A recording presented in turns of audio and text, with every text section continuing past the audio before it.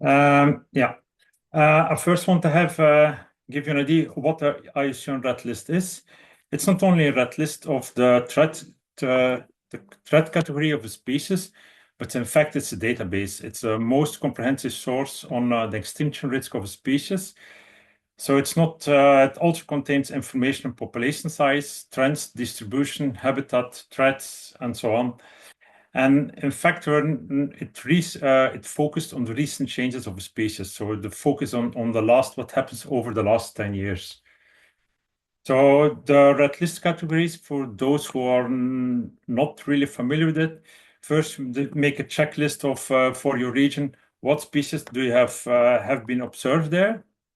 Then you consider which species which are not evaluated because they are not reproducing in your area. Like in Europe, it's Annex Junius and North American species. And the other group of species, you start evaluating it. Do you have enough information to assess the threat category of a species? And for some species in Europe, especially just the Asian species just occurring west of the Urals, like Ischnura aralensis, we absolutely have no idea. We only know there are some records, but we have no idea about population, distribution, trends, and so on. So the other species we assessed according to different criteria to one of those categories. So in fact, there are 5 red list categories, criteria, and each criterion is related to a different issue of threat of a species. And for each criterion, you have quantitative thresholds which determine to which of the threatened categories a species belongs. So it's critical endangered or vulnerable, or least concern.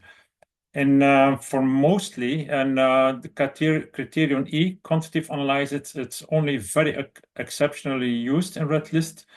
Small population size or restricted range for insects, it's quite difficult to have really good numbers of how many individuals of a species are present. Maybe you can do that in a pond, but definitely not on a range of a species. So in the past, mostly the red list was based on the restricted geographical range. But it's mostly this as a result, species with small distribution or endemics were rather considered as red list species. The first criteria, population reduction, negative trend. It's you need to have some good records, some good data to do some trend calculations. And as we have seen in the previous talks already, the last 20 years, the number of records increased enormously in Europe. If I remember well what Martin said from France, around 2005, 2008, you really start a sharp peak in the number of records. But this not only happened in France, but more or less for many countries in Europe. So the population trend, the first criteria, it's let's say it's for A2, A3, and A4, it's considered if a species, if the decline has stopped, is understood, and so on. So we mostly used the focus is there, the thresholds are, is it a decline of 30% or at least 50% or 80%? And one of those thresholds corresponds with a different threat category. There are very few population trends based on monitoring data available for Europe. So we have them in the Netherlands, from Flanders, Cyprus, at least on a country level, and also on part in France. There are some in the UK. Trends on distribution, we know much more. They have much more papers analyzed also for the UK, from Germany. But definitely for most countries in Europe, there are no trend data, there are no trend analyses, and definitely not on European scale.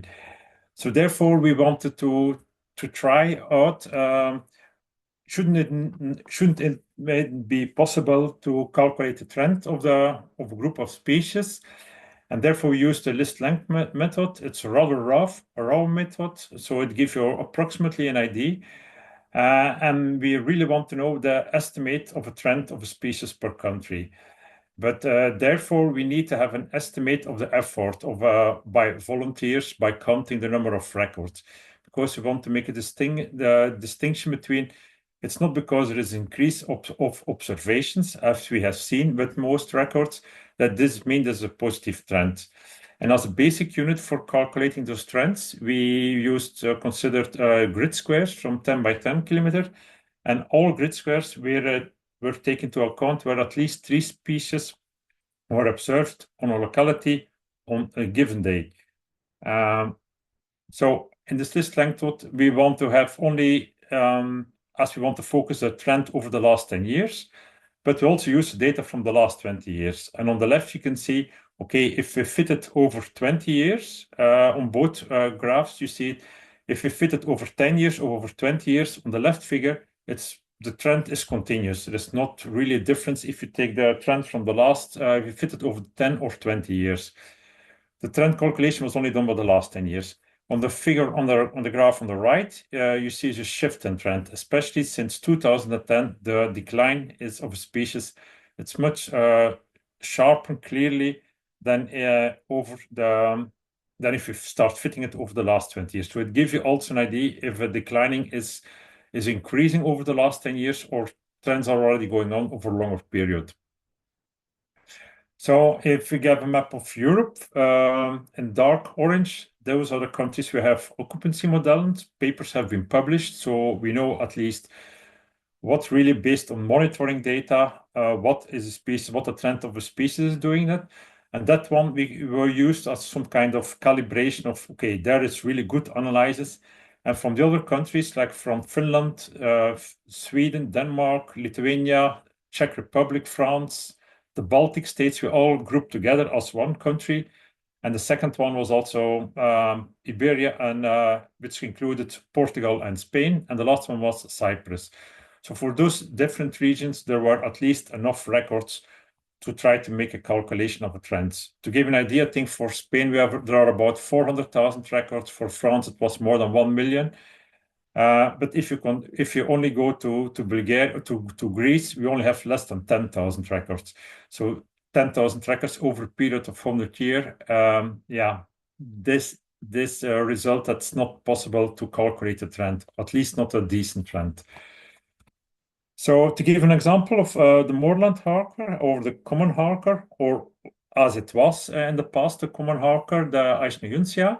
So it was not uncommon in North and Central Europe. The distribution map is based on all records in the last 20 years. So it gives you, the map indicates that the species is quite widespread and not rare in northern and central part of Europe. To the southern in Europe, it's more confined to the altitude, to the mountain regions like the Pyrenees, Cantabrian Mountains, the mountain range in the Balkan region. It's a typical bog specialist, only confined to nutrient-poor habitats. In the range of the species, the EO, it's nearly 11 million square kilometers. It's quite large, and the number of squares is 74,000 square kilometers. It has a number of squares mean the basic unit what IUCN is working with is 2 by 2 kilometers. So it's always, if a species only has 2 sites in Europe, it means that it has AO of 8 square kilometers. But if we consider the trend of that species of Eisner-Junsia, so for different regions we were able to calculate. So then we first give an idea on the number of 10 by 10 kilometers square the species occurs. It gives you an idea if a species only occurs at 10 squares, it means a decline is something else. Then you have, like the UK, 1,400 squares over the last 20 years. So to give you an idea what the big difference is. What we clearly see is that in Northern Europe, like Denmark, Sweden, Finland, also UK, the species that has declined around minus 45 till 52 or something like that. So just not 50%. But in Western Europe, definitely in Belgium, the Netherlands, and parts in Germany, at least the species show a decline of 90%. In the Netherlands, for example, it has a decline of 99%, and over the whole period, there were 152 10 by 10 kilometers square. I think for the moment, there are not even 5 populations left anymore in the Netherlands. So decline is dramatically over the last, especially since 2015. So if you combine those, what we see in Western Europe, minus 90%, but big part in Northern Europe, it's around 50%, just not. We can at least can deduct that the species show a decline of at least 50%. So it's the threshold for endangered. Probably definitely not 80%, otherwise should be critically endangered. And that's how we did it for all species separately to calculate trends for different regions, try to combine what's the situation in Europe for the species. Some of you might have can observe that in France, the decline is only minus 20%, which looks at first sight a little bit strange. But in fact, the species in France is confined to the mountain regions, to the Alps, to the Pyrenees, to the high altitude ranges in the center of France above 1,000 meters. And there at the moment, the species decline is it's little. It's around 20%. So, but the species from the lowland parts, even there were some of the northeastern parts in France where there were in the past there were also populations left, there the species completely gone. Like it's the same, like it's happened in Belgium, the Netherlands, and many parts in Germany. So, give an idea of the results. On the left, it's what on the left of the black axis, it's the number of species, the number of threatened species in 2010, the first threat list. On the right in 2024, 22. So we have to make a distinction. In 2010, we assessed for Europe 137 species. Now we have 143 species. So the number of species increased. Secondly, in 2010, we considered also subspecies like Coriolanista heladica. The three subspecies were assessed separately. So this means that we have two of them were critically endangered, but now we consider them as there is quite huge problems to make a distinction to the different taxa in the field. The data are not reliable for the subspecies level. So we consider it as one taxon as Coriolanista heladica. So therefore, the critically endangered species declined from 3 to 2, but the fact is more or less the same. What you can see that it's the number of endangered and especially vulnerable species is from 5 to, went up from 5 to 10 or from 30 to 70. So it's much more. On the other way, if we have a look if what was the result within Europe and EU27, more or less it's the same. It's about 22% of the species which are threatened, 13% which are near threatened, and above 64% which are least concerned. If you compare it with 2010, it went up for 15 for Europe till 21%, and from the EU27 from 16 to 23%. It's nearly an increase of 50%. It doesn't matter even for you, both for Europe and for EU27. This gives an idea where do you find the threat list species, and the total maximum number is 12. Those map is based because IUCN want to use hydro basins, and therefore we used all records since 2000. We know that for some of those species, or for several of them, that's not the situation at the moment at 2025. On some of those localities, species has disappeared. But it was impossible only to use the last year of the distribution, because otherwise you would not have enough data to plot where the species is present. As you can see to Russia, where it's empty, where it's white, blanco, it means that there are no records available. So we don't know, there are no dragonfly records, so we have no idea where they occur. So what you can see for those all red list species, they are mostly centered in central northern Europe. That's where the region where most threatened species occur, much less than in the south in the Mediterranean part. But there is the difference is that in the northern and central part of Europe, many of those species co-occur together at the same sites in peat bogs, boggy areas. So you have several species. You can go up to 12 species for a site. Whereas in the Mediterranean, the Balkan, endemics or the threatened species in Greek, they don't, or rather nearly never co-occur together. Maybe you have 2 or 3 species together, but that's it. But those species, there are another species in Italy, and other species in Spain, and other kind of habitats. So they're much more spatially separated where they occur. If you make a distinction for the the red list species for habitat type, first to running waters and standing waters. And running water species we considered as those species which are strictly confined for reproduction to streams and rivers. So the total we have 49, standing waters 94 species, which have, let's say, 1/3, nearly 35% of the running water species which are threatened. Standing waters, it's 72% that are least concerned. So if you have the whole in two groups, it's especially the running waters which are threatened. But if you make a distinction, let's say, between the different habitat types, first have a look to the streams and rivers in Central and Northern Europe. None of those species there is threatened. Most of them are least concerned. If you have focus on the Mediterranean streams and rivers, where we included for convenience Conarium mercuriale, even it occurs further north, then it's nearly half of the species confined to Mediterranean rivers and streams are threatened in Europe. The standing waters, if you split up between for oligotrophic, eutrophic, temporary, and species which are generalist, which occur a little bit everywhere, there we easily can see that 1/3 of the oligotrophic species are threatened, and further 1/3, 37%, is near threatened.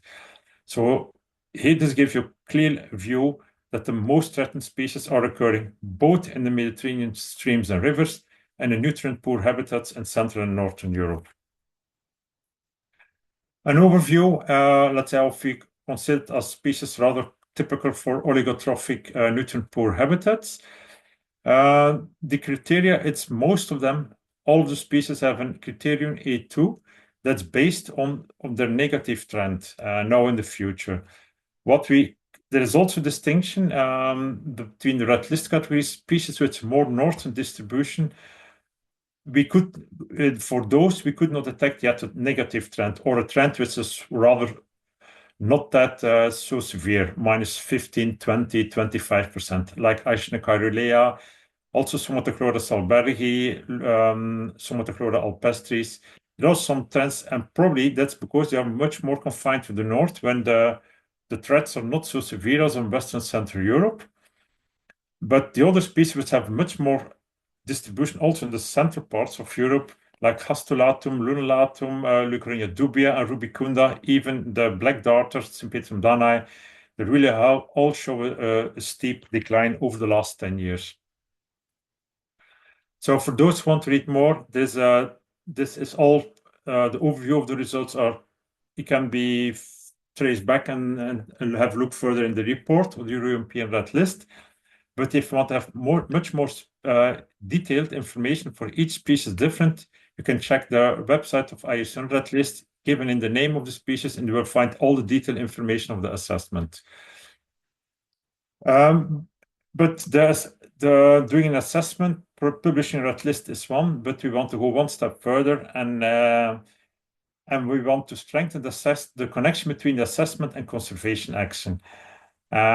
And therefore, we started with, based on the assessment, and there with the knowledge, with additional knowledge of the experts and views of many people, I think nearly 40 people in Europe, we were able to draft up a preliminary plan for the assessment for the conservation of those species. And this finally can result on an action plan, and this finally should go to an assessment of the species if those actions really are successful or not, or we should take further steps. The pathways there are seven pathways for the species. First, what we did is grouping species that need the same kinds of action, taken either in the same place or by the same people. The second pathways is to identifying who needs to be in each planning conversation. And third is next steps and what can be done to take them to a better level. This was done through interactive workshops. So this is having a view of part of the participants. This was a participative process, very creative. The first question was, why do they need dragonflies and an assessment plan? The justification, so everyone was starting, giving ideas why the dragonflies are important. Second part was the interactive workshops that everyone could, with digital post-its, can give ideas what should be done for conservation, what are we missing. So everyone was posting them. And then finally, we tried to organize, to group them on different actions and topics what are linked together. This finally resulted in more or less three main goals. The first one is to have sufficient knowledge, tools, and expert capacity to support effective dragonfly conservation. The second goal was to have adequate protection, restoration, and management of habitats and local the population of the threatened species. And the third goal focused on what should be done, effective policy and planning support for dragonflies, both at the European and national and local levels. And each of those goals had different sub-goals, which should be achieved within the next 5 or 10 years. So the first one is the knowledge, tools, and expert capacity. Therefore, in the first goal, we want to develop an improvement of European-wide monitoring. There are some manual of the Dutch, the French had their monitoring. There are some other examples of manuals of the monitoring schemes in Europe. They're a little bit different. Some countries have questioned what is the best way, what should be done, or there are several. A second sub-goal is to centralize safe data sharing platform. So there we want to store all the opportunistic data available in Europe and also the monitoring data. This with all the different dragonfly societies, database owners, based on an agreement, how this data can be open access or what can be shown to the public or with different profiles to have access and so on. The third sub-goal there is to improve knowledge of threatened species, both their population, their trends, and their drivers. Like this paper that research was been done some years ago on the habitat characterization of Onychomphus kazuma, the newly described Onychomphus pincer tail of Spain. We further want to go to development of dragonfly indicators. Last year, the Europabond Consortium made a proposal for an EU Biodiversity Conservation Coordination Center, and they included all indicators, which are the targets for the next 20, 30 years within Europe. And there we were able to include both an indicator on the trend of dragonfly distribution in Europe, and a second indicator should focus on the trend of the abundance of dragonflies, the population. So another one is that we want to come to a European network of dragonfly experts. Therefore, we also started with the Foundation of Dragonfly Conservation Europe, which Roy van Brunsven will give a talk, the next talk on it. The second main goal is to protect, restore, manage the habitats and the populations of threatened species. For the running waters, we want to focus. The most important things are the ecological flow rates and e-flow. So this means that so prohibit or limit the water abstractions, and in any case, so that streams and rivers don't fall dry in the Mediterranean. Removal of dams, or definitely not stop funding of dam construction. It's clear that we need to have clean water. We need to limit the input of nutrients. And it's also important to have natural riparian vegetation. So the picture on the below left, that's a stream where Oxygastra curtisi is present and Macromia splendens. And part through the village, the border, they removed the riparian vegetation. They used it as a local swimming pool for the people in the village. It's clearly that's not really suitable for such threatened species as Macromia or Oxygastra. The second main group of threatened species are those species confined to nutrient-poor habitats. The most important there, like as has been shown in the presentation by Scott, is to restore the hydrology of the peat bogs. We should re-wet those things. We should also make a restoration of small oligotrophic water bodies to create new ones. We should also pay attention to terrestrial habitats, because dragonflies don't only rely on the aquatic habitats, but also on the adjacent terrestrial habitats for staying overnight and during bad weather conditions. We also should, in our protection plans, we should also think in Dragonfly inclusive climate adaptive management plans. On the picture right, below right, it's there was a population present of I think it's Norfolk damselfly, the Conagrum hastulatum, but also Lucarunia dubia rubicunda. Due to some restoration management, they removed all riparian vegetation, cutting all trees, also all water plants. It's not it's not a surprise that 2 years after the restoration works, when we were monitoring there, none of the species could be found there anymore. So it seems that they're all disappeared. So we also have to think really how take into account the impact of climate change, how to manage sites and to restore sites. It's also an important part is to awareness and education. On the picture left below, that's an old orchard, olive orchard, and in Greece. And instead of now they started abstracting all the water from the nearby streams that was completely dry. And each tree is now irrigated by a lot of water pipes in the orchard. So it's a little bit, a little bit strange to do this with more than 100 years old olive yards. But also on the education on the right, it's one of the populations of Conagrum lunulatum. I think it's the Irish damselfly. On that place, local youth use it for playing, for swimming within the area where this lunulatum is present. So it still has a lot to do with awareness and educations, and that we need to include water management bodies, the farmers, also tourists, what should be gone. And finally, we should come to an effective policy and planning support, both at European, national, and the local level. One of the important, the necessary things to update the annexes of the EU Habitats Directive. It will be difficult to remove species, and it does not need to, but we definitely should add the most threatened species should be added to those Habitats Directive. For policy, the European regulation should be, there is a European regulation of minimum water flow, the e-flow, but it's not enforced. There's also should be some mitigation from the risk from dams for funding for dam removal.